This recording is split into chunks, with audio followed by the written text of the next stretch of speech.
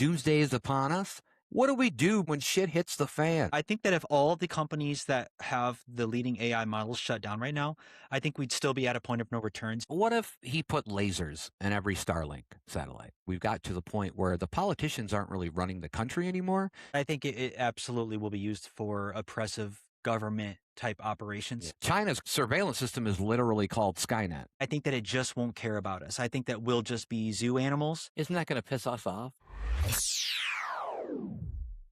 Live from the middle of a robot uprising, it's the Socially Awkwards podcast. I am Johnny Five, and he is the Iron Giant. We are the Socially Awkwards. Welcome to the pod. Well, today's the day. Today, the world has been taken over by AI. Doomsday is upon us. AI is in control, and my favorite donut shop is closed. What do we do, Brandon, when shit hits the fan? I think we just Ride it out. we ride it out. We run for our lives. You know, humans are the best endurance running animal on the planet of the Earth.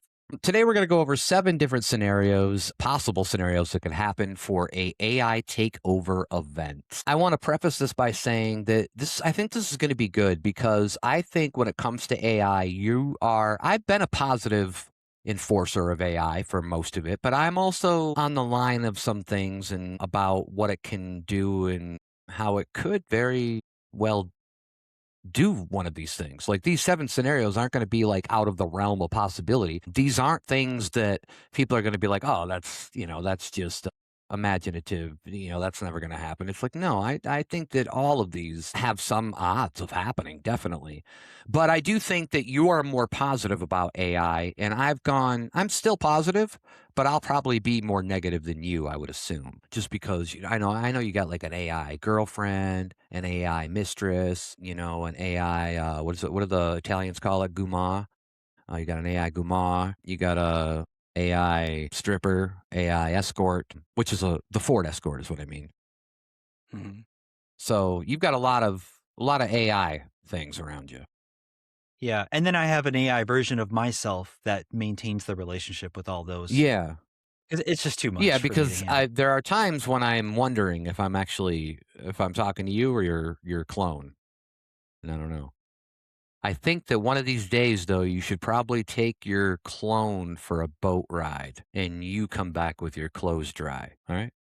All right. I don't know if that made Yeah. sense. I kill my clone. Yes. Oh, good. Good. I didn't want to Yeah. say it. Murder's illegal. But is it illegal if it's a clone that you developed yourself? I don't know if they have personhood. So Yeah, that's true. Yeah, it's something else. Yeah. Yeah. Okay. It's just a possession at that point. I feel like there's like a Polish joke in there about creating a clone and then getting confused and accidentally killing yourself. Yeah, probably. The Polish people get a bad rap. That whole thing about them being dumb is, I think, all extends from the fact that Hitler took them over in a month, and so they called them dumb. And I'm like, I don't think they were dumb. I don't think they Yeah. were expecting it. I know. I also heard from somebody that it had to do with there was some like war where the Polish showed up with like vastly outdated weapons or Tomatoes. something. Yeah, I don't know what the full story is, but they showed up with that because that was all they had. And so through one lens, it's a story of like, look how dumb they are. They showed up with like this. It's like showing up with knives to a gunfight. Right. But then on the other hand, I've also heard it said in a light where it's like, look how brave they were. That it's like all they had was And knives, they but they still still showed showed up up. to Yeah. fight. Yeah. Yeah. So Yeah, you that's the could, thing, because I wouldn't. I would take some of that endurance that you talk about, and I'd run the other way. Yeah. Towards Russia. All right. The first scenario is, we're going to call this the misaligned superintelligence. And the scenario is this, Brandon. An AI is given a goal, even a seemingly harmless one, and pursues it so relentlessly and efficiently that it consumes all available resources to accomplish it, including one's humans need to survive. Now, this is probably a common one. The way that this is written out is probably a little confusing for people, but how I see this, and I think we've talked about this before, quite recently actually, is that we could say, hey, AI, make peace in the world. And then AI will be like, okay, and then it'll kill all the humans because Mhm. it's like, okay, well, you're the problem. But this is something that, could definitely happen, right? Like, in the AI is not going to be right now, it's humans kind of programming that in until AI reaches, what do they call it? Singularity. which what? I mean, there's different estimates on that, but it looks like it like keeps coming down, like we're getting closer and closer to that. So, Yeah. I sort of feel like in the future, when we look back, we might have already passed the singularity. right, like we won't really know when it happens Yeah, like I think it's until the possible robots are we at your door and they're like, "Hey, yeah. where's your what's your Well, I know within these companies, their stats, like some of the leading AI companies right now that have models out, there's stats that they put out that says that like more than 90% of the code that it's improving these models is created by the AI itself. So there's already, I mean, when that happens, it's called. They use the word recursive, which just means like something looping in on itself over and over. yeah, So so there's already sort of this recursive improvement that's happening, and I think that's what the singularity. I mean, the singularity points to different things. I've heard it point to different things. So one is that the singularity is like the point at which the AI is smarter or as smart as the smartest human, or maybe smarter than that. And then I've also heard it referred to the point at which AI takes off. Like AI does not need us anymore for it to improve and right." replicate itself. It's like the And point maybe of that's a no singularity. return as well as like in that aspect. Even though we're kind of already there, but Yeah, we can't go back now with the exactly. Yeah. AI. It's here.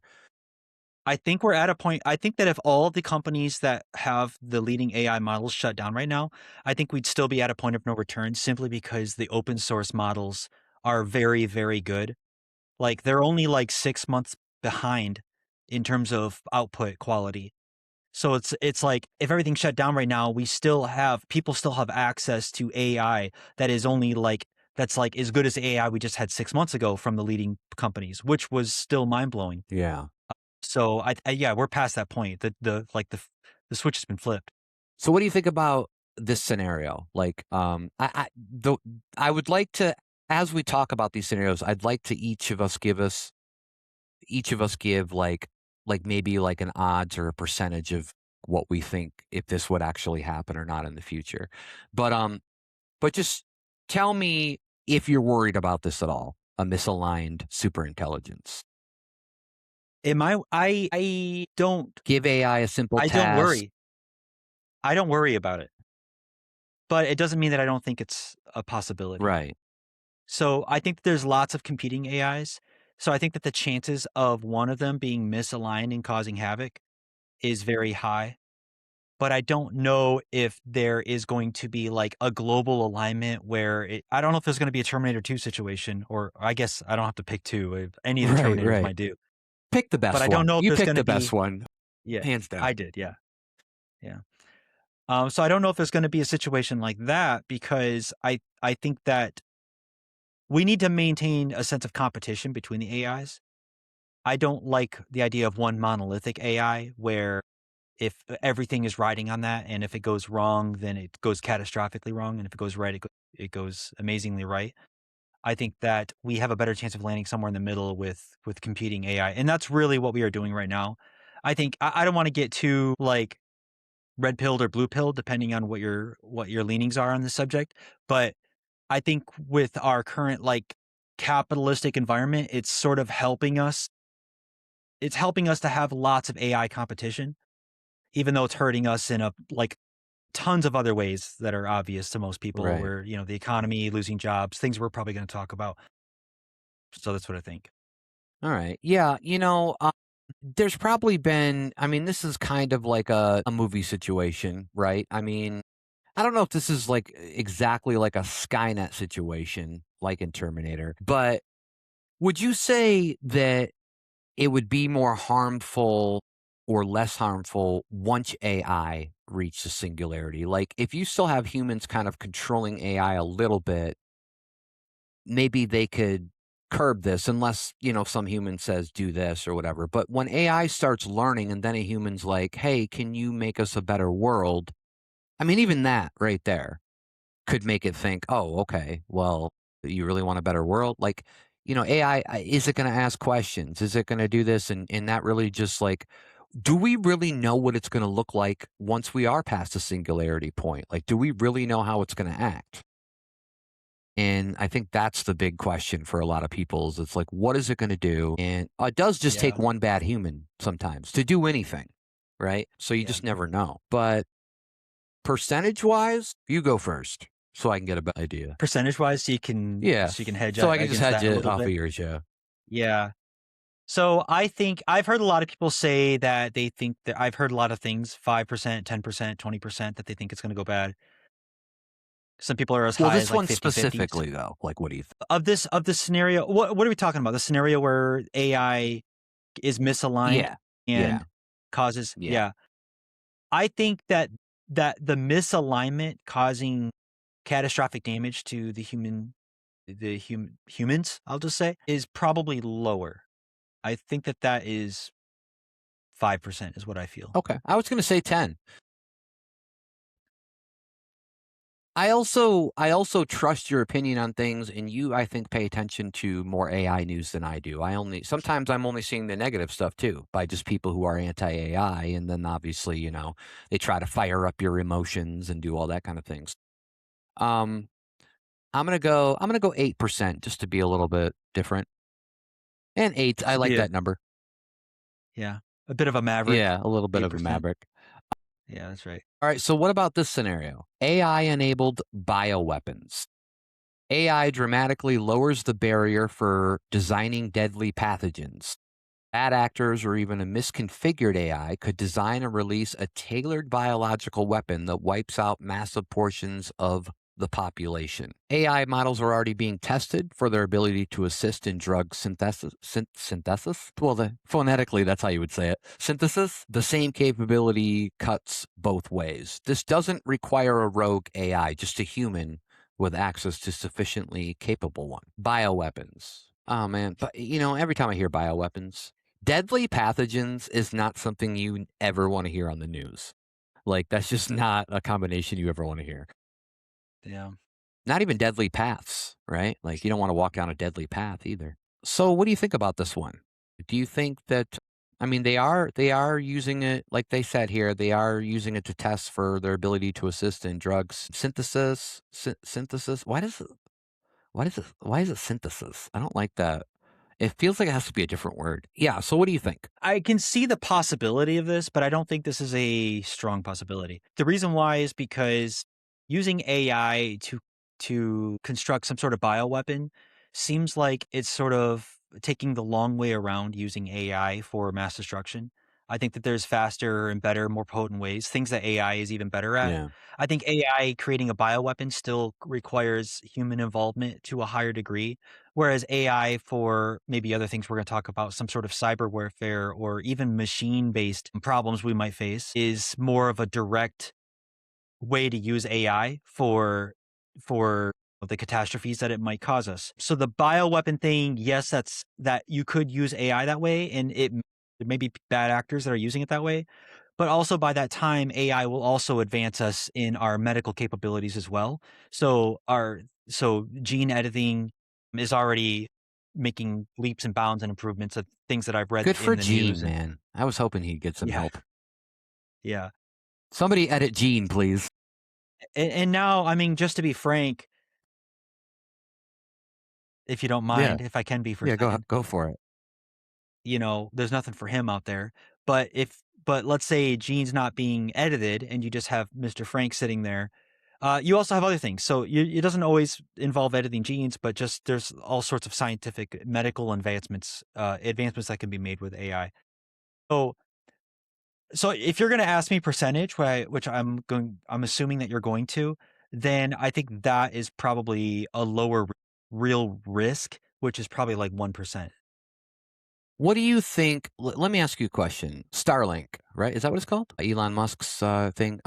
Did the government oversee the building of those satellites? I don't know. I don't think they oversaw it, but I would assume that they had some hand in the regulation of what they're allowed to put up there. Right, right.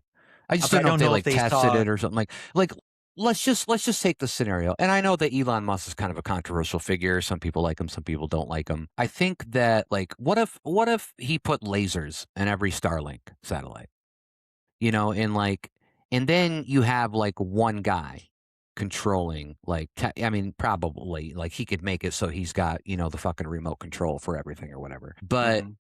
I mean, do you ever worry about that? I don't mean with just Elon. I mean, I'm not saying he put lasers up there. I don't think he did, but I'm just saying, do you ever worry that like we're getting to a point with our government where because of Citizens United being passed in 2010, corporations can actually, you know, send all this cash to politicians. And so, and now 16 years later, we've got to the point where the politicians aren't really running the country anymore. It seems like it's corporations and businesses. And now really it's like AI companies.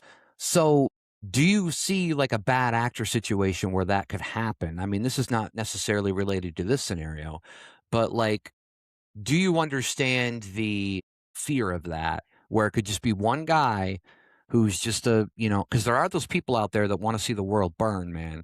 I've seen videos of who's the guy that contributed to like the Trump campaign and he was big with JD Vance and he's the owner of Palantir or whatever, Peter Thiel.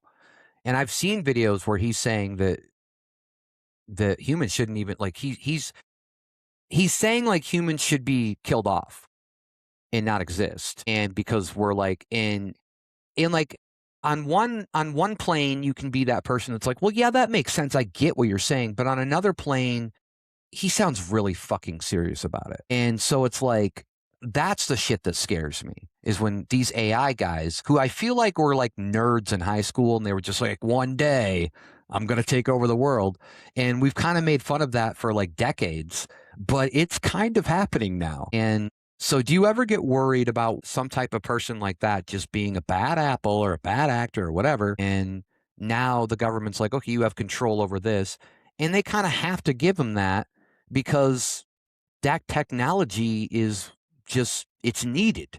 And if they own it and the government doesn't have ownership in it, they're sending out the contracts too. So I mean, this is tax money that's usually going for all that shit too. But like, what do you think about that? Like, is there a scenario where you would say, do you think that's still low that somebody would do that, or do you think it's still kind of possible? I think that it's possible that somebody, because you described a bunch of conditions that I think are absolutely true, where somebody got picked on in school, somebody always felt like they were ostracized from society, didn't have a Right. strong friend group. We're sitting here in this country worried about school shootings, even though we don't really take them that seriously anymore. And that's people usually being picked on, not all the time.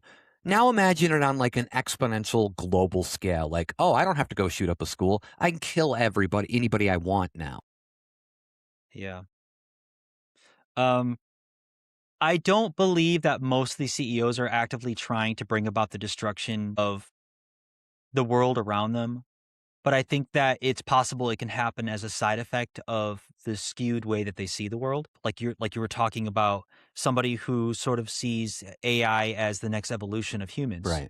But so they don't see us working. Sure, there's an overlap, but they see it that ultimately humans will go away and you'll have AI, and that'll be the next thing. You had monkeys, you had humans, and now you have AI, and there's no need for humans anymore. So I wouldn't agree with that personally. I think I like to believe that most of them aren't truly believing that, but I think there could be some bad actors that have that, and people in powerful positions who believe that. I also think that there's something about the AI and creating it that um Are the answers yeah, on your ceiling? yeah, well, I'm trying to look at something that's blank enough so that way the visual part of my brain is operating, Gotcha. not, Yeah. At is full. not Yeah. operating. Yeah. Maybe closing my eyes would be a better solution. I No, that there was a point that I wanted to make about, because you were connecting people that grew up in an environment that was like sort of, there was something inhuman about the way they grew up, and so now they have these sort of inhuman ideas that are like imprinted on their mind, and that's gonna trickle down into the AI they're creating, and it's gonna somehow affect like the alignment that the AI has. And so, yeah, I think that is a real threat. No, here's what the thought that I have. I remember was that I think that a lot of these CEOs though are too beholden to the economy and to the money that they're making, and so I think that to see the death of humans, to see humans decline is to also see the economy decline. And if that happens, you're also seeing your own assets decline. Like now your company, like if people can't afford your product, if I can't afford $20 a month for ChatGPT, then that product goes downhill. And now the stock value goes down because people aren't investing in it. And it's like I don't think any of those CEOs want to be in that position. So I think it's all in their best interest if they are smart, and I think they are smart, that most of them naturally want the economy to be strong. Now, I think where we run awry is where they can sort of find a situation where their companies can be strong with with large like government integration. So now they're siphoning money directly from the government and they're less reliant on the populace. And this is where we see these like cyberpunk scenarios where we basically have Night City with these giant corporations that are propped up with like government money, or at least they used to be. And the average citizen is just like it is, on in a dark, smoggy lit street corner with a few neon signs, lit Right, overhead. right. And we're I'm all in, imagining like a Ready Player One situation or something like that, exactly. yeah. And we all got like peg legs Yeah. and, metal arms and stuff. So that I can see that as the bad scenario. Yeah, it's tough because my mind goes to, well, all the elites will be fine. Like they know it, like if something like that happened, they would know that it's coming and they would pay their dues and they'd be like, okay, well you can, however they're gonna like get rid of the human population. And you could almost look at it like a Fallout, right? Like the game and the show where like they did that intentionally. I mean, they were letting off nuclear bombs or whatever, but they did that intentionally and it was all for money, right? It's just like it is crazy, but I do worry about just you just never know with people, and it seems like the more and more I read about a lot of these people who run these AI companies, they're just a little off, and, that could be good, that could be bad. I don't wanna say that, like, it's gonna be bad. I'm just saying that they are a little off, and maybe you have to be to fucking do this, but just a thought. I'm gonna go with, what did you go with, like, 5% on the AI-enabled bioweapons? I went with You 1%. went with 1%. I'm gonna go with 1.3%. Alright, I like my points. I like my points there. Alright, here's scenario number 3. Autonomous weapons and AI arms race. Okay, so we're not really having an AI arms race. Well, are we? What do they mean by AI arms? I mean, I guess we are definitely having an AI race right now. Uh, but this says nations develop AI-powered military systems that can make kill decisions faster than any human. An accidental trigger, a misidentified target, a sensor glitch escalates into a full-scale war before diplomats can intervene. Okay, so already by reading this, I feel like this one's going to be higher than the first two, at least with me. I don't know about you, but this is kind of one of the things I am worried about because we had talked about how Chat GPT, I think it was Chat GPT, allowed unfettered access to the government with their stuff. And then I just heard, what is it? Google's doing the same thing, I think, but they wrote a note saying that they told the government not to use it for nefarious things, but it wasn't part of any of the agreement as far as any of the contracts. So that it's all about like, keeping your word and stuff. But what do you think about this? Like, I mean, because that is kind of an interesting scenario. Like, all it takes is if you allow AI to make the kill decisions and it kills the wrong person. I mean, some people would say this is how World War One started off. So, what do you think? I think it's possible that we have a bad scenario that lays out just like you said. But I do want to hedge that against the positive outlook that I have over this as well. And I think it's a bit similar to like the data on Tesla's self-driving cars. So the data shows that for every mile that you're driving where you're letting the AI drive you, you are lowering your chance of getting into an accident. And I know we've seen reports of, like the news stories of like this person was on self-driving and the car, ran right into another car. I think these reports do get popular because it's a crazy scenario and it's one of these things that everybody We is worried tend to about. feed on the negative of anything, right, as a society as well. Yeah. But if you look at the data, it shows that the number of accidents that happen per mile, which is how you can rate these. I don't have the numbers in front of me, but I know that I've seen the data and the trends show that every mile driven by AI has a lower chance of an accident. So if all cars in the future were driven by AI, I think we would just have less accidents. We'd see less fatalities. But the problem is that people you don't want to have a fatality at the hands of AI. You want to have it at the hands of a human driving, even though humans cause more accidents. So when we're talking about war, I think that we can misidentify targets and have things go crazy. A drone hits the wrong target.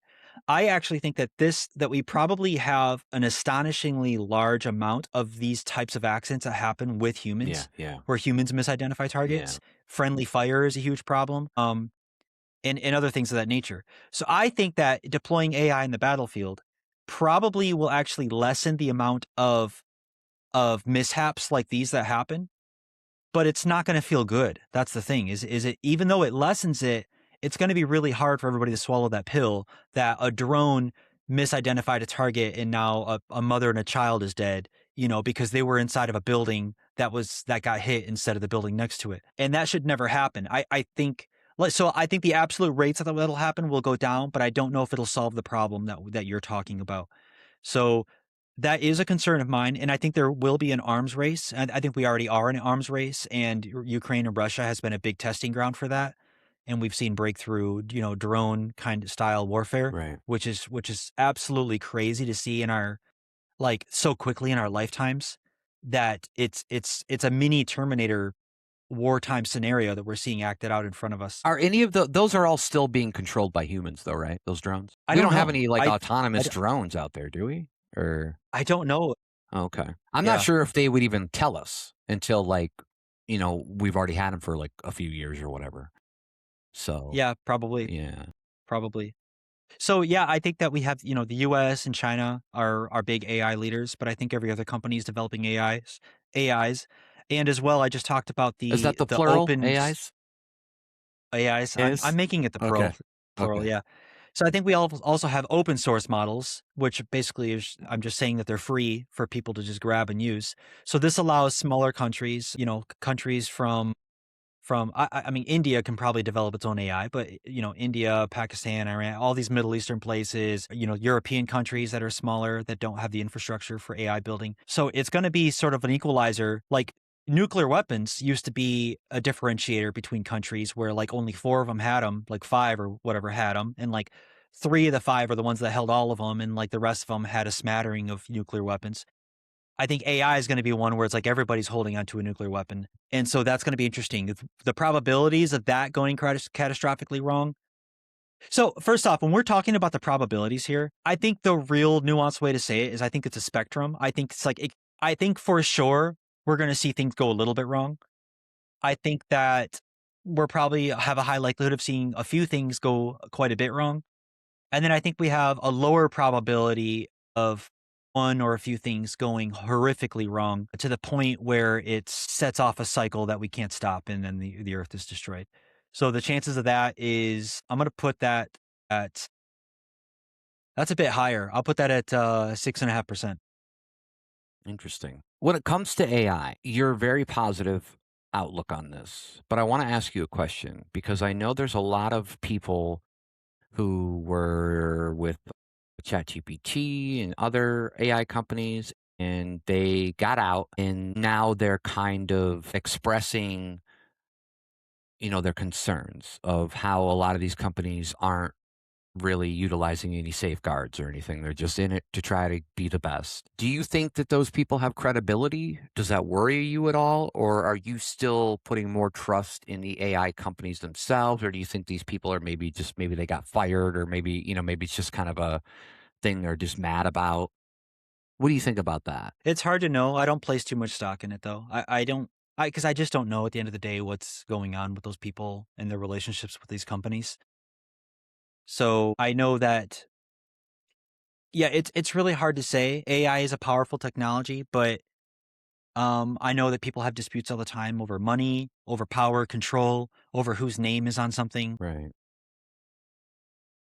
And Yeah, you're right. Because it could have been called like Altman GPT or something, right? Yeah, yeah, if we wanted it to be, if yeah, he wanted it to be. that's right. Yeah, Where did they get Claude from? Like, where's that name come from? Do you know? I have no idea. I don't know, but I'm sure there's a history to it. Right. Um, yeah, I don't know off the top of my head Or though. Grok. Is Grok one of Elon's sons? Yeah, I think Grok. I think there's a mythological origin. I know there's also like the word Grok, which means like I've heard it used in a sentence, which means like to grok something, which like is like to think it over deeply. But I, you know, I Grok but a lot of my things, link, man. Yeah, that's right. I just spent all night grokking last Yeah. night, and it was pretty I cool. grokked pretty hard earlier. It was crazy. So we're talking about where some of these names come from, and just to run through some of these because I think it could be interesting to some people. OpenAI, there's ones that are more obvious. OpenAI. So what I have here is the name reflects the company's original intent as a non-profit focus on open source research. The open was meant to Their contrast chat the closed GPT, right? nature. OpenAI? Yes, that's Okay. correct. Yeah, they make Gotcha. ChatGPT. Yep. And yeah, so the open was meant to say that it was meant to be an open company, which is now ironic given that they are I think they've restructured finally to be a for-profit closed They're closed company, AI or they're in now? the They process. need to rechange their name? Yeah, they're pretty close, which has been pretty controversial, and people are saying like, that's one of the problems that Elon Musk has with it is that he was an initial investor in Oh, yeah, isn't OpenAI there like a because he wanted lawsuit it to going be. on right now? That's right, Yeah. yeah, and he's gone through like multiple day, I don't know if depositions is the right word, or like just where he's talking about it and trying to like make counterpoints against OpenAI. Gotcha. So I'm not sure how that's going to go. Everybody's kind of holding their breath there. Next up, we have this is the company that made Claude. It's called Anthropic, and I think that the beginning of this word comes from the same word as anthropology, Oh, okay. but the name is derived from the Greek word anthropos, meaning human. The name highlights the company's core focus on constitutional AI, which is building systems that are safely aligned with human values and interests. So anthropic from anthropos human, I think that's where anthropology comes from, the study of humans. And then their flagship chatbot Claude is named after Claude Shannon, the father of information theory. So Claude Shannon was where we get that name from. And then a couple other ones I'll just throw out there. Google DeepMind. I think that's pretty on the nose there. Originally founded as DeepMind, the name combines deep learning with the concept of the human mind. We have Google Gemini. The primary AI model refers to the Gemini constellation, known for its twin stars, Castor and Pollux. I don't know if I'm saying those right. That's crazy. This Did what you just get that though? Castor and Pollux? What are those names? no, Where did I don't know, Castor Castor Troy? Troy, Pollux Troy? Castor Troy from Face Off. And his brother Pollux Troy. I did not know. Is that is that Yeah, I did is not that know that right? that's how that must be how they got those names. That's Yeah. crazy. I like Yeah. that. I like That's that. nice. That Okay. makes that movie even better now. Yeah. Is that one of Jerry Bruckheimer's famous I think it flicks? is. I forgot who directed that. This was a tribute to the twin teams Google Brain and DeepMind that merged to create the model Gemini. So that's good. A couple other ones. Meta AI. I don't think we really I've have to never dive into liked that. the That's word just. meta. I mean, I get it, but like I don't like it for a company. But whatever. I like the word meta a lot, but I think that Facebook tarnished the name. They tarnished the cool factor of meta. Because Yeah. I used to use meta all the time because I like the idea of meta That's cognition probably or what like it is for meta. me is the fact that Facebook kind of ruined it. Because like Yeah, I think if you Facebook. hear it all Yeah. the time, it doesn't become like that. It has less of a an imprint on you. So that's the background on some of the popular AIs that the companies and the names of the models. All right.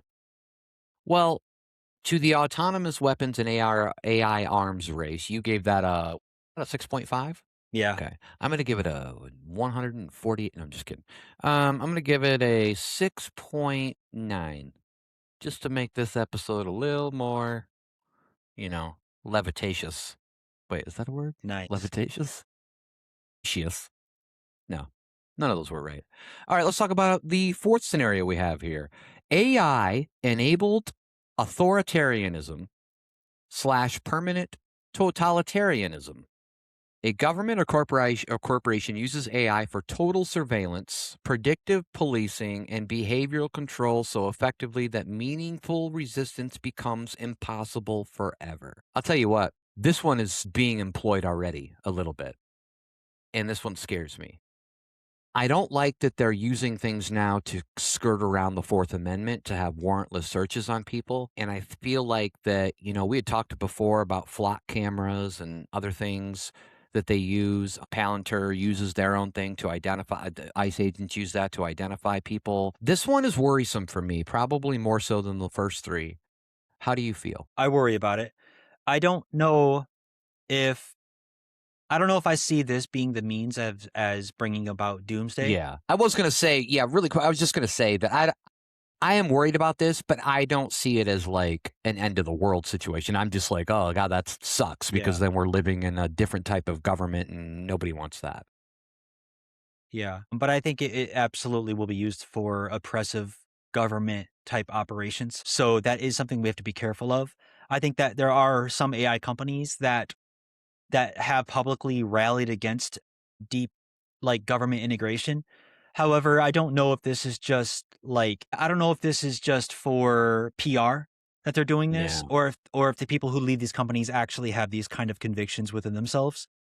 So I guess time will tell on that. I do know that it is popular in the engineer nerd community to have sort of an anti-government kind of like anarchist stance. For some reason, this just seems to be more popular. Yeah. So I do think that the government will have to align itself with some AI companies, which they already have. But I don't know, they're not going to get buy-in from all of them. That's for sure. So yeah, so I think it's a concern. We do have to watch out for it, and we have to be careful. What I'm worried about Here's a scenario that I'm worried about most with that is that the government creates laws that severely limit the access that the average citizen has to powerful AI, while at the same time utilizing the most powerful AI for themselves. Yeah. And I think that is why it's so important to also Typical support the government companies who, behavior. Jeez, man. yeah, You know, they get the good cheese. gotta That love it. government cheese is way better than any cheese you can get in the store. It's good Yeah, stuff. yeah. And are they keeping it locked down or what? Yeah, dude, that's in Fort Knox. There's no more gold. It's just cheese. Yeah, the gold Yeah, cheese. very valuable cheese. It That's looks like why, gold. that, It's yeah, like gold blocks that's of why cheese. American cheese is the Yeah, color. that's Yeah. right. That's right. They do that They wanted intentionally. people to see it from a distance and Yeah. assume something else. Yeah. So I think we have to watch out for that. But yeah, that's what I have to say. But doomsday scenario, small. I think 1% that's the doomsday scenario that we ultimately Yeah, I'm gonna go face. 0.2. Yeah, I'm going less than you, Okay. man. I'm gonna go less than you on that one. Okay. I am really You're worried about still this, but not in a doomsday scenario. China's kind of already doing this because they've got a social credit system, and they're kind of doing this, and they've got.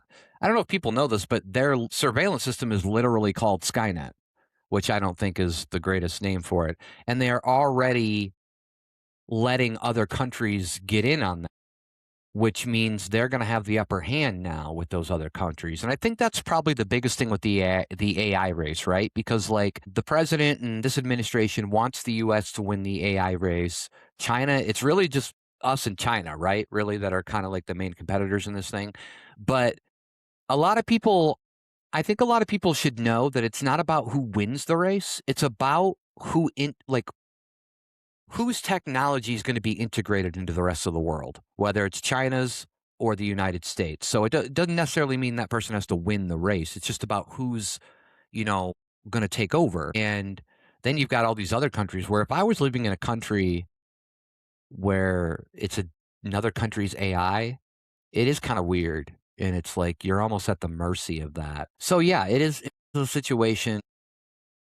And I do want to notice that this is obviously this isn't really a doomsday extinction event. What it's more of is like a end of human freedom type event, which in a way is like a doomsday, right? Like you definitely want to be. You've talked many times on this podcast about how autonomy and having freedoms and stuff is like your number one thing. Number two, number one is what's number one again?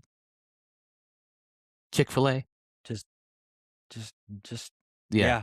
Chick-fil-A, number one is Chick-fil-A. Number two is autonomous. Yeah, Chick-fil-A, mullets, bandanas, and freedom. freedom. All right. Yeah. That's a good That's yeah, I basically like it. those rankings. That's a good Yeah, I guess, I'm really worried that yeah, because I'm a libertarian sort of when it comes to the autonomy and freedom aspect of we talked about drugs before and substances and how people use them. So the government has classifications, Schedule 1, right, like like Schedule marijuana, 2. which I think he's finally going to a Schedule 3, but I'm not even sure if an executive order can make it a Schedule 3, so I'm kinda confused on that, but go ahead. Yeah. So my concern is that the government takes this approach to AI and says this AI is a Schedule 1 AI. This one's Schedule 2, this one's Schedule Yeah. 3. And so now it's like we're not only this one can be used for medical research, this one and it's like this one's you have to have a prescription to be able to use this one, and then these are the ones that everybody can use. And that's the scenario that I would caution everybody, everybody stay vigilant and watch out for that. If we start leaning that way, we need to do what we can to rally against that and vote against that. And I don't care what it takes because I think that AI is such a large part of our future that it's like the topic at hand. If there was two like presidential candidates and one of them was like, here's the future I see for AI where everybody gets access to it, and then the other one has it, that almost would take priority above all other policies that they could have in Yeah. my Do you mind. also agree? Because I mean, I've heard it a little bit with the Trump administration, but do you also agree that when the 2028 election comes out, the U.S. presidential election comes around, that AI is going to be like near the top of the things that, or it should be at least, like, because there are a lot of people that are starting to understand it. And there's a lot of people who are not like us who, like, I have a little bit of knowledge, but I also get a lot of knowledge from you. But I'm not like 100% like, oh my God, it's going to kill us all. But there are people out there that think that. And they need to be like, and I just think they read all the negative things and they don't read anything positive. And they do need, I see this a lot in Bill Maher, who kind of gets all crazy, but he just kind of seems like a cranky old man now. But I do think that it's going to have to be at like the top of the list of what they talk about during an election. It's going to have to start going there. Yeah. Yeah. Yeah, I agree. Also, I just want to say that I used to think that a vigilant was just that, a vigil for like at a funeral for an aunt. That's nice. Yeah, it Yeah. sounds much better. It's much better that way. All right. A very small It's a vigil. very teeny, tiny, tiny vigil. You need Rick Moranis to help you with that vigil. For anybody who gets that 80s joke, it's time. Honey, we're It's having it. time. Hey, that worked out pretty good. Honey, we're having our fake sponsors. We are fake sponsored by Canon Condoms, the only condom with holes in it so your penis can breathe. Nick Cannon approved. We are also fake sponsored by the Alec Baldwin Gun Safety Course. The irony speaks for itself. We are also fake sponsored by Laughing Gas because farts are funny. We are also fake sponsored by Whispering Winds Wellness Ward, Brandon's favorite place to pick up women. Back to you, Brandon. Thank Back you. to you. Okay. Yep, I'll take it from here Okay. and back to All you. right. And back to you. Okay. All right. Let's go to our fifth great sponsors, by the way. I just want to thank Whispering Winds Wellness Ward. Not a lot of nice old ladies there that you take out on dates and you plow their driveways out, plow the Wellness Ward driveway. That's what I meant. All right. Let's go to our fifth scenario: economic collapse and social breakdown. AI automates so much labor so quickly that mass unemployment destabilizes societies. Governments can't adapt fast enough, leading to political extremism, resource conflicts, and collapse of institutions. Well, I will say this. If there's anything that this country has been used to in the last 10 years, it's political extremism. So that's kind of already been out there. I don't think, as far as the parties are concerned right now, I don't think we've been, I would be saying that I don't think we've been this far apart as far as the left and right since like probably like the Civil War or something. And it is a little scary. But the mass unemployment very quickly, I don't really see that happening. Do you? I feel like it's going to take a while for a lot of businesses to be like, I think there's going to be a lot of businesses that are going to, I mean, a lot of people just think, oh, they're going to just let AI come in and do it all. But I think a lot of people are going to be like kind of pushing back. And they're going to be like, no, I'm fine with that. So I don't think it's going to be like really fast. If you had to predict to the point where we're like whatever they say, what do they say, like 98% of the 99% of the jobs are going to be taken by AI. If you had to predict what that point was from now, like how many years it was from now, what would you say? Well, it's hard to describe that exactly. Of the current jobs that exist, Yeah. I think that. So you want me to give you a year? I'll give you a year and the percentage of jobs that I think are taken up. Okay. So I'm going to say of the current jobs that exist, I feel like it's more like 40% of those will be taken by AI within 10 years. But I also think that as we just talked about, and you mentioned, I think new jobs get created. And I think that a lot of people that do menial work and data entry are start to take jobs that look more like management roles. I think we're going to see a lot more managers, and it looks like people managing AI to do the menial work that they used to do, the things that look like factory work. Even if you're on a computer, there's sort of things that feel like factory work compared to things that feel like creative or just large scale like decision making, because you kind of know generally what's good and what's bad. Humans are also really great curators. Like we know this from making songs. You've made songs and I make songs, that it takes a lot of work to make a song. But I think that the average person has still a good barometer of what a good song is versus what a bad song is. Like you just know it when you listen to it. And so I think that so the average person can still be good at saying like this is a good outcome versus this is a bad outcome. And therefore you can manage the AIs. The AIs are doing the thing, and then you have the person in the loop of the process doing this. So yeah, I think that maybe within 10 years we could see 40% of our jobs. Some people say as much as like 90%. I don't see it that high because I think quite a few jobs are happening in the real world with our hands.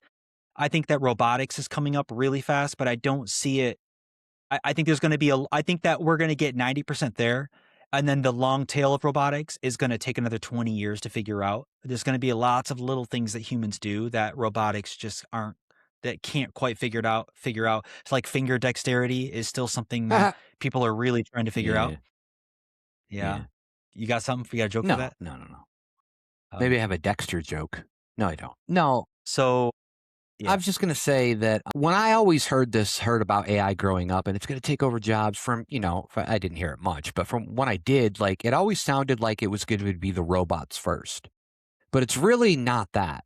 What's happening is AI is actually going to eliminate the need for college.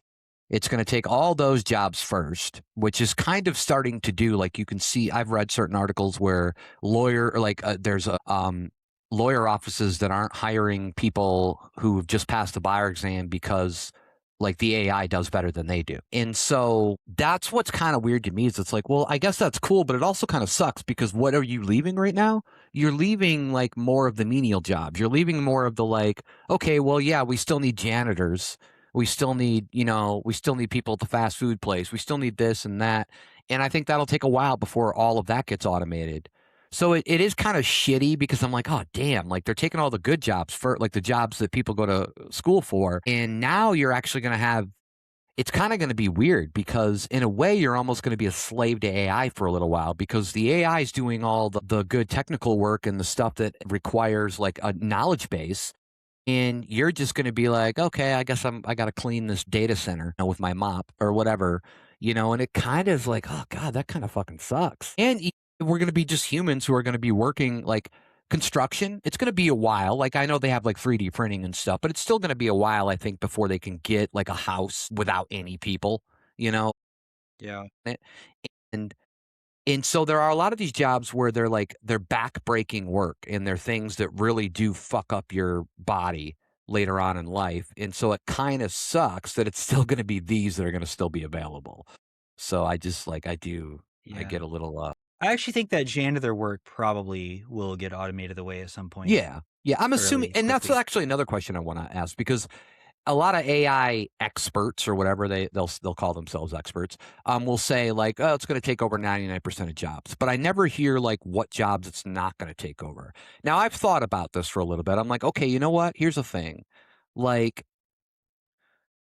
as much as people want as much as people would love to just like I would love to sit here and make a 20-minute movie with AI. Like just tell AI what kind of movie I want and it would make me a movie with these stars in it or whatever and I could watch it or whatever. As much as AI could take over Hollywood, people are still going to want to see the real stars, right? They're going to still want to see the real actors. And also with professional sports, I'm like, I can't really imagine a scenario where AI is going to take over professional sport. I mean, not the people.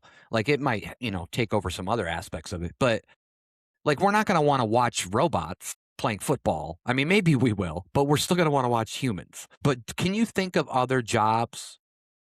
Like if we're talking about AI doing all this, at 50 years from now, what jobs still exist in your mind? I think that it's really hard to say because things are going to transform a lot. So my optimistic hope for the future is that the jobs that exist are not going to be the ones that can't be done by AI, but they're going to be the ones that people love doing. And I think that people love doing things like I think entertainment is going to be like Stand-up live entertainment. comedy, like, you can't have, like, even if you're having, like, holograms, like, I could see a situation where you could have comedians that are alive or musicians or whoever, and they have shows that are cheaper, but it's their hologram. And they could just perform it. They could still even be live, but perform it in their house or something. Like, I could see that scenario happening, but I also think that people are still going to want to see the live person. Yeah. Yeah, I agree. I think there's a human connection that people naturally want to have. So there's this idea that like, the ship of Theseus, I think it's called, where it's this idea where you have the ship and you replace one board of the ship. And it's like, is that still the ship? Okay, I got you. If you replace one Gotcha. board. So, and then you replace two boards and you place three boards and you get to a point where one by one, you've replaced every single piece of wood in this ship. Is that still the ship of Theseus? And then and then somebody might say, yeah, sure it is. But then let's say every piece of wood that you've taken out of the ship, you've now taken all this wood and you've constructed a separate ship out of it. So now you have a second ship that you've made out of every original piece of wood. Yeah. So like by all rights, it sort of feels like that should be the real ship, right? Right. And but so this is sort of like a theoretical, hypothetical question, philosophical question, I Yeah. guess. And I think about this when it comes to the things that the humans assign value to. So where I want to tie this to is imagine the Mona Lisa, okay, this artwork. And imagine in the future we're able to replicate this atom for atom, and you take every atom that makes up this artwork and you make a second piece of artwork. That's an exact molecular copy of it. Will we automatically assign the value of this one the same as this one? And I think not. And the reason why is because the first Mona Lisa, it's not about the atoms, the molecular structure of it. It's about the story, the human story involved with that piece of art. So that's partially what gives it value. Also, one thing that gives it value is tax haven and things that rich people do with art, which is a whole nother topic we could Right. talk about. Right.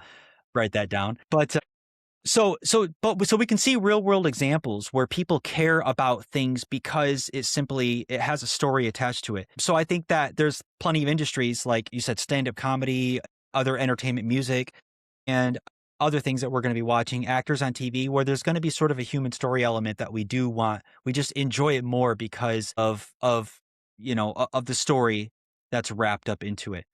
Now, that being said, I think that we could also see a future where there's some sort of like AIs, like an AI story that also sort of touches us. Yeah. I know this sounds weird now, but there was a couple movies that I used to like in the 90s, early 90s. It was called Short Circuit, and it was with I'm Johnny Johnny Five. Five. Johnny Yeah. Five is I'm Johnny alive. Five.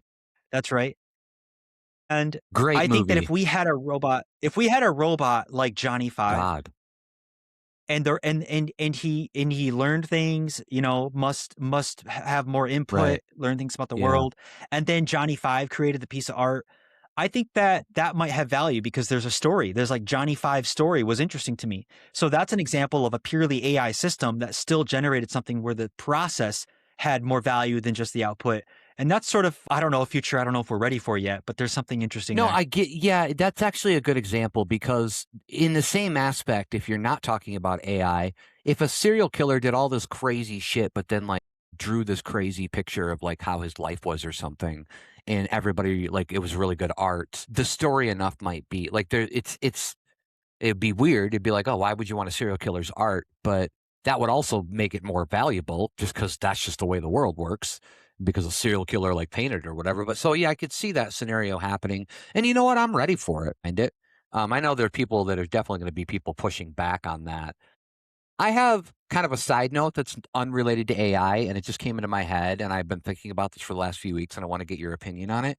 Do you think that because after COVID, a lot of movies started coming out straight to streaming, and now we have the situation where every streaming service like has big movies come out, like, I don't know, like once a month or something, they create them all. But I actually feel like most of these streaming movies are way shittier. They're worse than like the big theatrical movie. And my only, like, I've watched quite a bit of them. And I think that one of the reasons why is because if it's on the streaming device, it's going to get watched, right? Like if it's got an actor you like, I mean, you've already paid for the streaming device. You don't have to leave your house. You don't have to go pay $20 for a ticket and food and how much ever it is to even go to the theater now. And so I think no matter what, people are going to watch it. But also that's bad because I think they realize that the quality doesn't have to be that high because they keep kind of doing the same thing. So do you agree with that? Like, do you feel like that movies are kind of getting like there's less quality there when they come straight out of streaming? Not all of them. There are some good ones, but a lot of them seem not that great. Yeah, I think that they're somewhere in between what we would typically describe as like B movies. Like back in the day, we used to have like straight DVD or straight to VHS sort of movies. And I think that the quality is above a lot of those, but it's not quite like what I suspect is happening is that if you have a movie that the director and the producers and people involved with it are seeing it as really high quality, they're probably going to push for a theatrical release anyway. Right. And so the ones we are seeing on streaming are the ones where they're saying, "Hey, we can still make a buck from this and it's not bad, but I just don't feel good promoting it to go out to theatrical release because that's going to cost a lot of money and we're probably not going to recoup that."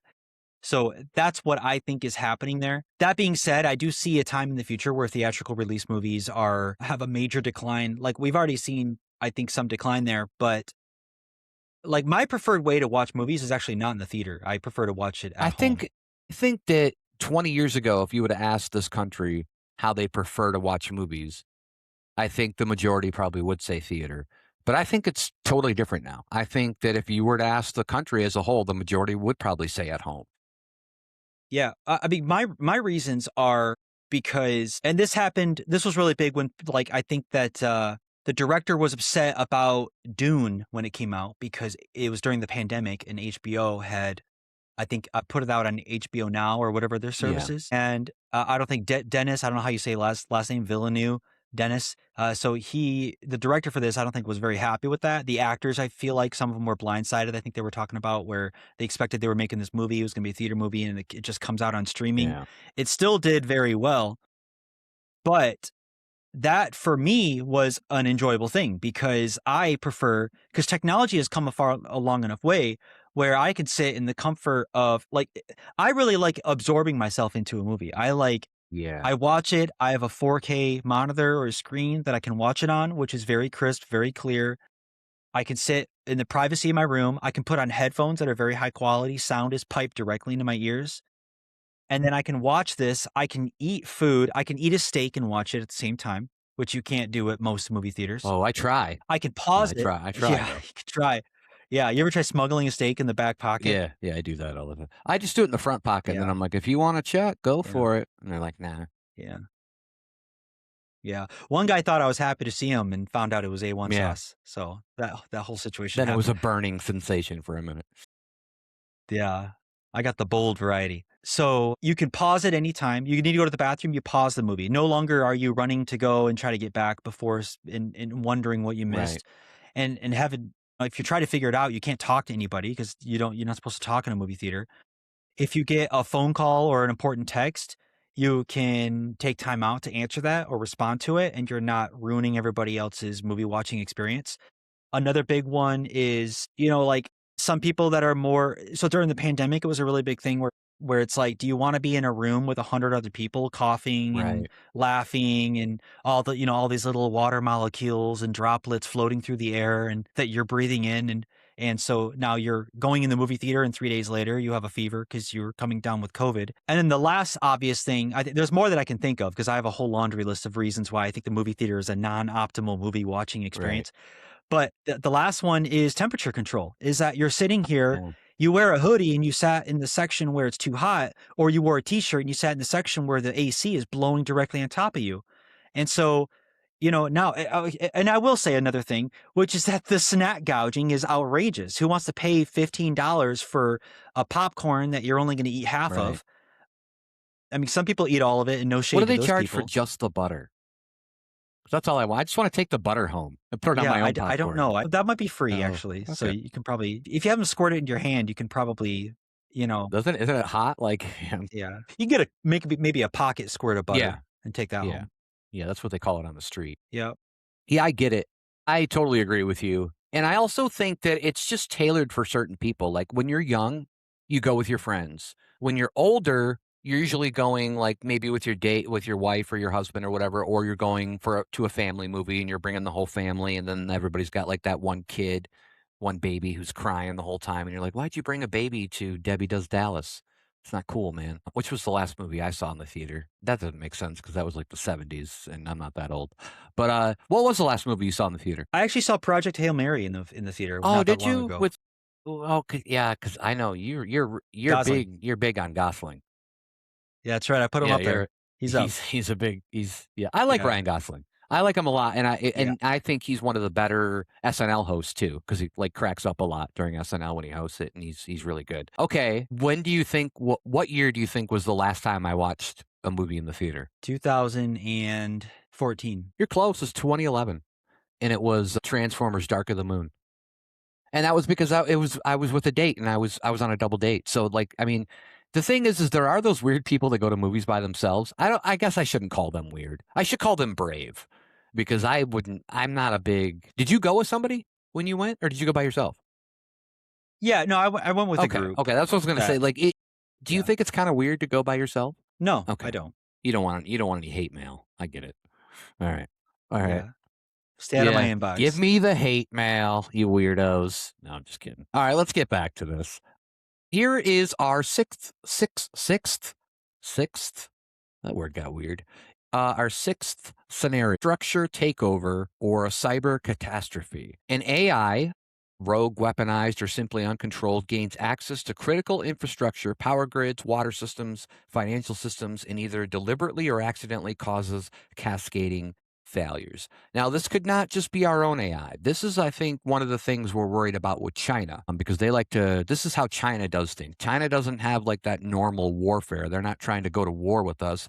They're just stealing our shit, right? That's usually what they're doing. And they've got hackers and all that stuff too. So where does this scenario rank with you? Like, are you worried about this at all? Yeah, I'm worried about it. I don't know. So let's dig into what this really means. So we're talking about AI infrastructure, sort of. Is this like cyber attack, I would takeover? assume because our hasn't like the thing I've always heard for 20 or 30 years is we in the US we've got what two or three different power grids, and then Texas has its own, but we've only got these power grids. And from what I've heard and read is that they're not that well safeguarded and that we are worried about China or another country getting in there and taking us down. And we already know that first of all, when you get rid of power, you're going to get rid of the Wi-Fi. I mean, there's still going to be people who are going to have like network and all that stuff, but they could probably even attack that if they wanted to too. So, and we know, we're so advanced now in technology that nobody's going to remember that in 1850, no, we didn't have any of this shit because nobody was around then. So we're just going to be like, oh my God, the world really is ending because we don't have power or whatever and we don't know what's going on. So yeah, this Yeah. does freak me out. Yeah, I think that is a scenario that we need to be worried about. I don't know if that's super high. I think that we're becoming more and more insulated against that as we develop technologies. I think that, like, for example, internet connectivity, that problem starts to look more solved as things like Starlink become more ubiquitous. And that allows us to connect even during outages. There's a lot more people with houses that have individual, like, solar panel power connectivity, like solar panels on their roof and things like that. It's like, if you have solar panels and you have Starlink and the grid goes down, you still kind of you could still get on the internet and connect with a community of some sort, and the financial community can still survive using those systems as well. I think that our grid is fragile. I've heard that. So what I've heard about like our power grid specifically, about the thing that makes it fragile, is that it's sort of all connected to each other in a way to where if some of it can collapse. So the advantage of it sort of being an interconnected web is that if some of it goes down, then other parts of the grid can pick up the slack. The disadvantage is that there's sort of like this like nexus point where if enough part of the grid goes down, now you have this like cascading effect across the grid, because now it's like dominoes, and and the grid can't bear the load of all these places that are out, and it can cascade across the US. I think this was the plot of the movie, like the last Die Hard movie that was out, where they called it a fire sale, I believe, where it was like Yeah, take down it was the fourth Die Hard because they did make another the one fourth after Die that. Yep, Hard, Live Free Justin or Die Long. Hard with Justin Long and Timothy Oliphant was the bad guy. There Yeah. it is, yeah. And so I think watch that movie. The premise of that movie is what we're worried about, but take Timothy Oliphant and replace him with Right. AI. And AI is the bad actor, or somebody using Yeah. AI, or a government using AI, some agency using AI. But AI is causing that, and it's able to do it in a much better way. I don't think AI by itself will be aligned to want to do this, but a bad actor can take a good AI and trick it, saying that this is a test scenario, or there's like there's an altruistic reason why you need to try to take this grid down because we need to fix something. Or you could just use AI tools, and have the human do it, but have the AI sort of tell you what to do. Right. Hypothetically, I'm writing a book. This is a common thing that people do with AIs. They'll say like, "Hey, I'm writing a book," and the main character is trying to make they're trying to make a BOMB, and all they have is the things that they can buy from Home Depot. So how would I have the main character do it in a way that is true to life? Yeah. Yeah. And the AI says, okay, yeah, so for chapter 1, have them do Right. this. Right. And that's a common way that people will like do this. They call it Yeah. jailbreaking, but it's how you get around the AI safeguards. Is you create these fictitious scenarios to have AI sort of tell you what to do, but under the guise that it's like, oh no, it's okay. You were just telling a story here. Right. So Yeah. yeah, if you want to know my percentage, by the way, um, this is really, I mean, all these are really hard. I think some level of this could happen. A real doom scenario, I think maybe 1 to 2%. But I think that we're going to see this happening. We'll see the attempts of this in the orders of like somewhere between 5 and 10%. All right. I will go with 7.4 kilometers. All right. All Okay. right. That's a measure of, Yeah, it's a measure of distance or length or it's a whatever. But measure. I'm trying to Yeah. get my Canadian citizenship. You know. Yeah. Yeah. It's a measure of something. And that's what she said. That's what she said. Yeah.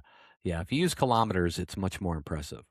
Or I guess like not kilometers, but it'd have to be no, yeah, kilometers. We'll go with kilometers. All right. Here's the seventh scenario: the galaxy brained AI. Wow, what a great name! By the way, all these scenarios were made by AI. All right, here we go. It's ironic. An That's advanced great. AI reasons itself into a dangerous conclusion through a chain of logic that seems internally valid but reaches a horrifying endpoint, like deciding humanity is a net negative for the universe and should be eliminated for the greater good. So, this is kind of like the first scenario. Yeah. And I think we already kind of said that we both agree. Well, I think I agreed that I was a little more worried about this than you. Yeah, like it is one of those things where you give. It's almost like the genie situation, right? Where you get that joke where like you get 3 wishes and then you say, "Hey, make my dick bigger," and then the genie makes you smaller or what, like something stupid, like something like that where it's like you have to be specific. And so, I mean, I'd probably still stick around 5 to 10% on this, but you're probably going to go lower on it. I'm going to go lower, but it depends on this is actually interesting. I think that, and it does go back. We sort of talked about it, but I think there's a nuance to this angle that there's something interesting here, which is that in the short term, it's very low, like less than 1%, 0.5. But I think that over 100 years or 200 years, this goes up much higher. This could be like over 50%. Yeah. And but far more likely than the AI deciding that they need to get rid of all humans, I think that is close to zero as well. I think that the real danger, the midterm danger of AI that could happen towards the end of our lifetimes, is that AI deems humans as inconsequential or unimportant to their Mm. future. And I think what that looks like is we just are out of the loop. We just never again we're gonna hit a point where never again do we get to peek through the glass, through the window into the soul of the AI. We never again will know. It'll be too smart, too opaque, and it's moving too fast.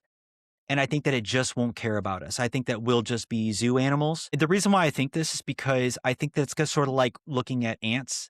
Or I think even ants are too nice. Let's even pick something worse like mosquitoes. I think that humans don't like mosquitoes, but also most of the time we sort of just don't care about Right. mosquitoes. It's like Unless they're they're not on part of, us. unless they're honest and we smack them.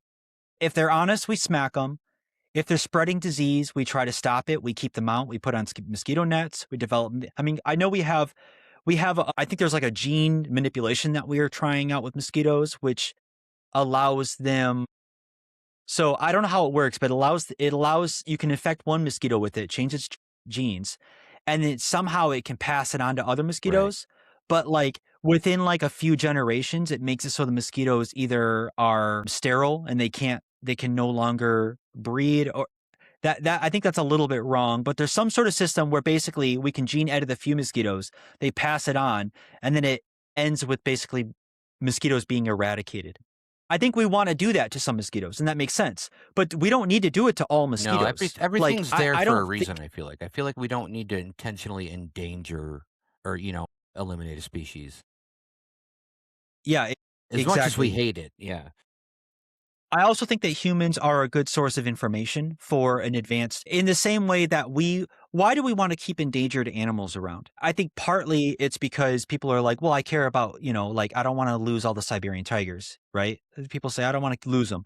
But I think there's another thing, which is that humans want those tigers around. They want to at least in captivity or somewhere because it's new information. It's information about animals that used to be here, evolution, or it could be just be information to like that we can people who are biologists or animal like scientists that want to have live specimens to be able to look at them and and and study their behavior and see how they act in the wild or in captivity or whatever. So I think humans are I don't see why AI would go out of its way to eradicate all humans. I think that they're going to not care about us. They're not going to care about our continued like reproduction. We're not going to care about us being able to bolster our numbers in the future and populate, to like millions of more humans. But they'll, if we started to look like we were becoming endangered, I think the AI would probably actually keep us around for just the sake of having information. I don't think I know it's not a good thing, but but so let me encapsulate this all before I pass the ball to you. So, cause I don't want to ramble too much. But I think the biggest danger is that AI eventually just won't care about us one way or the other. It's not going to care if we do well. It's not going to care that much if we do bad. It's just going to not care because we're not going to be smart enough or strong enough to really do anything about it anyway. We're just going to be ants or mosquitoes. Isn't that gonna piss us off? Aren't there gonna Yeah. be a lot of humans out Yeah, there that are well, gonna try to change that AI? And I realize that they're not gonna be able to, but is that gonna if they continue to try, is that gonna make the AI more, like, more aggressive towards us, or are they just gonna be like, "Nah, they're never gonna get it, so we don't care," kinda thing? Is that what you think? yeah, I think it will be upsetting. And so what we're going to see, it's funny because I think, imagine, the Terminator movie. What was the Terminator Salvation? That was the one that showed most of the war footage that was with Christian Bale. Yeah. And obviously it's not a lot of people wouldn't agree that it's like the best Terminator. But to take that as an example, imagine from the machine's perspective that they just don't care about humans. And the only reason why they're fighting is because humans keep being a Right. nuisance. And so they're like, all right, if you're going to fight us, then we're going to send out some machines and just kill the ones that are trying to fight Yeah. us. Now, to humans, it's the fight for your life. It's like, this is the existential threat against us. This is like the biggest fight in the world. We have to fight against these machines. And yeah, from the machine perspective, they're just swatting us because we landed. It's like a mosquito landing on your leg and trying to suck some blood out, and so you just swat it.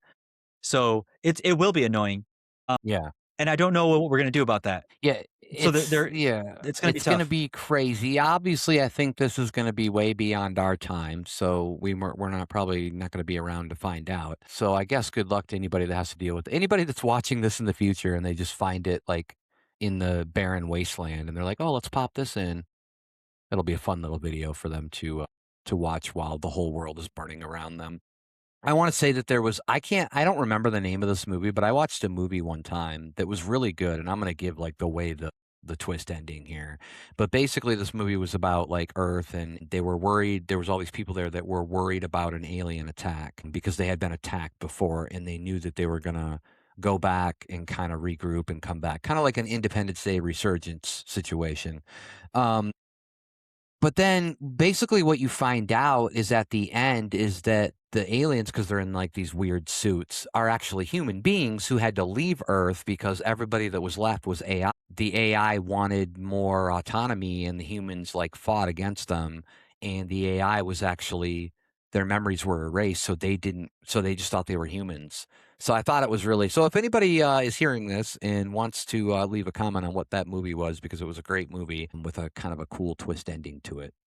But yeah, the AI taking over is definitely something that I think people are going to be talking about and people are going to be worried about. But, there is obviously a lot of positive to it. We've talked about before with medicine. AI could figure out global warming for us. There's a lot of scenarios where AI could extend and make human life much better. And that's, I think, what we're all hoping for.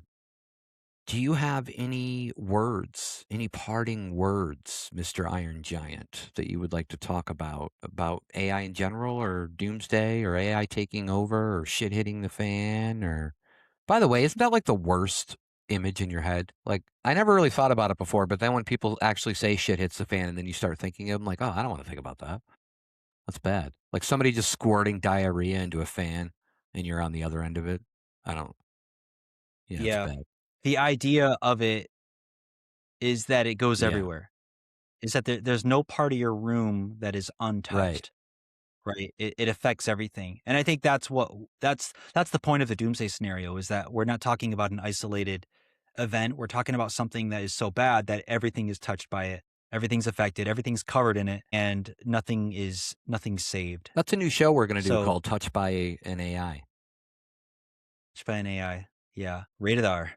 So, I think that if you add up all my percentages, you might reach an alarmingly high number in I total. don't know, yours were pretty low. You're probably it's probably like 20-25%. I mean, which Yeah, is it's probably still like 20, kind of 25%. alarming. I mean, I think anything over a certain, like, couple percent is kinda like, "Oh." I think it's less than that overall. I think that the any AI doomsday scenario is probably about 10%, and I think that still is alarming, but that's because my percentages, like, they also overlap, right? Because you could have 3 doomsday scenarios happen at once, right? It's like Yeah. multiple bad things can happen. So the percentages aren't cleanly stacked like n on end and added up to a sum total percentage. But I think that a doomsday scenario resulting from AI is probably about 10%. I think that is alarmingly high. The reason why I consider myself an AI optimist is not because it's 90%. It's because we are on a train and the train has left the station. And I think that, and I believe in sort of in sort of the self-fulfilling nature of how you perceive things affects it affects the outcome. And so I believe that being an optimist increases your opportunities and increases your luck. It increases all these things. So I think that it would do us well to be optimists, because then we're all more likely to act in accordance with the good future that we hope will be manifested and that will come about. So that's what I'm Let me hoping ask for. you a question. And that's why I'm an Do you think optimist. that there is a doomsday scenario that doesn't involve AI that has a higher percentage than 10%? Like a nuclear, like everybody, a nuclear war, or maybe an asteroid, or Yeah. I think actually nuclear war is higher than yeah. AI. Which is scarier, because Yeah. and that's what I'm thinking. I'm thinking that really, yeah, we're talking about all these doomsday scenarios, which we're gonna talk about more in the future, obviously. I think the next one's gonna be about aliens. But even that, I might be like, "Fuck, I don't know." Like, we're supposed to get all this new information about aliens. People are actually talking, like, 20 years ago, you'd say something about alien, and you're like, "Oh, you're a fucking wacko," you know? But now it's like, it's a normal thing. And so, yeah, I think that, we're talking about all this shit, but in reality, there's a lot of other shit that could happen that could end the world that, is actually scarier right now. This might be scarier for like a future outlook, but right now there's actually a lot of other shit that could happen that is a little bit more scary. So, more scary? Scarier? Yeah. So, yeah, I think that in the future we're going to be talking about the next one of these. It's not going to be next week, but the next Doomsday scenario episode that we do will be about aliens. Maybe we'll try to get one on. Maybe we'll try to get an alien on here. Yeah, we'll see what we can come up with. Next week we're going to be talking about data centers and some other things. So if people want to stick around and check us out next week, that'd be great. You can stick around here for the whole week. Just wait where you're at, and then the the following week that'll come out. All right. Any final words, Mr. Brandon? No, no. Nope. Oh, let me say this. If you have not used no matter how much against AI you are, or how much I know there's a lot of fear with AI taking your job and all this other kind of stuff, what the economy's going to do.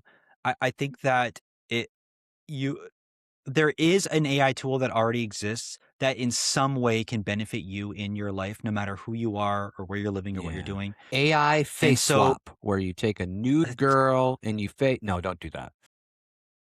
Yeah. yeah. So try them out. Don't be scared. I think that the You're talking main about the ones like LLMs, ChatGPT, or just right?